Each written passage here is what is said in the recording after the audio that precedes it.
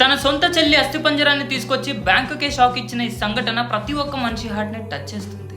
మా చెల్లి చనిపోయిందంటూ బ్యాంకుకు వెళ్ళాడు. తన చెల్లి అకౌంట్ లో 19,300 రూపాయలు ఉన్నాయి, ఆ డబ్బులు నాకు కావాలి అని బ్యాంకు వాళ్ళని అడిగారు. రేపు రా అని చెప్పారు. కొన్ని రోజుల తర్వాత మళ్ళీ బ్యాంకు వెళ్ళి మా చెల్లి అకౌంట్ లో డబ్బులు ఉన్నాయి ఇస్తా అన్నారు కదా అని మళ్ళీ అడిగాడు. సర్టిఫికెట్స్ ఏం లేకుండా మీకు డబ్బులు ఎలాగిస్తాం అనుకుంటున్నారు, పోనీ మీ చెల్లి చనిపోయిందని రూల్ ఏంటి, ఏమైనా ప్రూఫ్ ఉంటే తీసుకునిరా అప్పుడు చూద్దాం అని బ్యాంక్ వాళ్ళు చెప్పారు.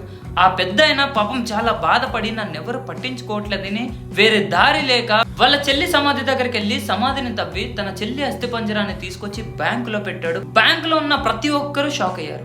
ఇంకా చేసేది ఏం లేదని చెప్పేసి పోలీస్ వాళ్ళందరూ అతన్ని ఓదారుస్తూ ఉండగా ఆ బ్యాంక్ వాళ్ళు వెంటనే ఆ పెద్ద ఆయనకి డబ్బులు ఇవ్వడం కూడా జరిగింది. ఈ సంఘటన ఒడిస్సాలో జరిగింది. నిన్నటి నుంచి ప్రతి ఒక్కరూ ఈ వీడియోని చూసి చాలా బాధపడుతున్నారు. ఆ పెద్ద ఆయనకి ఎందుకు అలా చేశారు అని చెప్పేసి.